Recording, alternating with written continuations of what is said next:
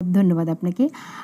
আয়নাঘর নিয়ে কথা বলতে চাই যে আয়নাঘর তো সামনে তুলে আনলেন যখন প্রথম আপনি, সেই যে এক্সপেরিয়েন্স আপনি জানলেন যে টর্চার সেলে কী হচ্ছে, একটা ভয়ানক অনুভূতি না? এবং তারপর শেষ পর্যন্ত গিয়ে সেই টর্চার সেলটা আপনি নিজে দেখলেন, এই যে জার্নিটা একটু বলবেন যে আপনার কেমন লাগলো? একটু সময় দিতে হবে আমাদের। তো একটা, আপনি প্রথমে আমার নাম বলেছেন, জুলকারনাইন শাহের খানের কথা বলেছেন। এখানে কিন্তু নেত্র নিউজের আরও অনেকেই ছিলেন, যেমন এই গাজী টিভিতে কাজ করতেন, পরে আমাকে একটা লাইভ টক শোতে ইন্টারভিউ করেছিলেন বলে ওনাকে শোকজ করা হয়েছিল। বিথি সপ্তর্ষি, তিনিও গোপনে আমাদের সাথে কাজ করতেন।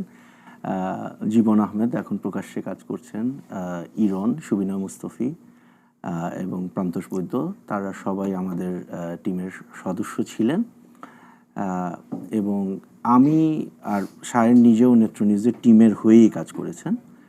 তো নেত্র নিউজের বাইরে আমি প্রথমেই শেখ মোহাম্মদ সেলিমকে ধন্যবাদ দিব। এই তরুণের সাহসিকতা ছাড়া আমরা এই যে আয়নাঘর বা জয়েন্ট ইন্টারোগেশন সেল, যে টর্চার চেম্বার কাম সিক্রেট ডিটেনশন ফ্যাসিলিটি, এটা আমরা কোনোদিন খুঁজে পেতাম না। এবং পরবর্তীতে হাসিনুর রহমান ইনভেস্টিগেশনে পার্টিসিপেট করেন এবং আরও হলো গিয়ে 2 থেকে 3 জন হুইসেল ব্লোয়ার যারা বাংলাদেশের সামরিক বাহিনীর সদস্য, তারা জীবনের এখন পর্যন্ত আমি তাদের নাম বলছি না, টু জাস্ট প্রোটেক্ট দ্যাম। তো তারা এই ইনভেস্টিগেশনে পার্টিসিপেট করেছেন। আমি প্রথমেই তাদের সবাইকে ধন্যবাদ দিতে চাই। প্রথম কথা হলো, শেখ মোহাম্মদ সেলিম আমাকে যখন প্রথম ফোন করেন, তিনি আরেকটা তৃতীয় একজন আমাদের কমন একজন পরিচিতর মাধ্যমে আমার সাথে যোগাযোগ করেন এবং তিনি আমাকে একটা ভয়ঙ্কর বিভৎস একটা জায়গার কথা বর্ণনা করছেন এবং আমি তার একটা কথা বিশ্বাস করিনি। কারণ এজ এন ইনভেস্টিগেটিভ জার্নালিস্ট আমরা সবসময়ই যখনই কেউ মানে খুব বড় কোনো ক্লেম নিয়ে আসে, বলে না যে extraordinary claims need extraordinary evidence, আমি খুবই স্কেপটিক্যাল ছিলাম।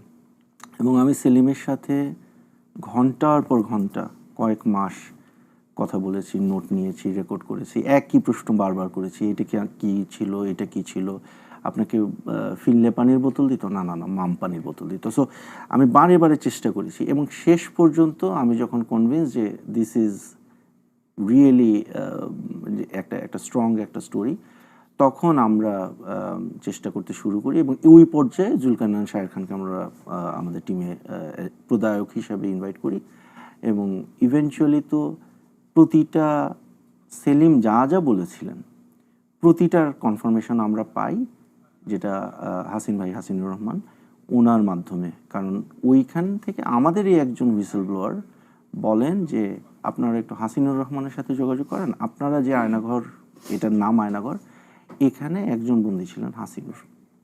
সো সেই হাসিনুর রহমান দেশে থেকে, তিনি কিন্তু বিদেশে ছিলেন না, সেলিম ছিলেন মালয়েশিয়া, আমরাও বিদেশে ছিলাম, হাসিনুর রহমান দেশে থেকে, এবং তিনি যেহেতু সেনাবাহিনীর এমপি ইউনিটে ছিলেন, ওইখানে অপস অফিসার ছিলেন, উনি আরও ডিটেইলে বলতে পেরেছেন। তো আমরা তো কয়েকদিন আগে গেলাম সেখানে, একই ফেসিলিটি, আমার জন্য একটা কি বলবো, খুব একটা ইমোশনাল কোনো কিছু ফিল করার সময় ছিল না। মানে 20 মিনিটের মধ্যে বা আরও কম সময়ের মধ্যে প্রধান উপদেষ্টার সাথে আমরা ঢুকছি এবং আমি কন্টিনিউয়াসলি মানে সাইকোলজিক্যাল একটা নোট ছিল যে এই জায়গায় এটা মানে তখন আমরা কিন্তু যে মানে একটা ইনভেস্টিগেটিভ জার্নালিস্টের মোডেই ছিলাম।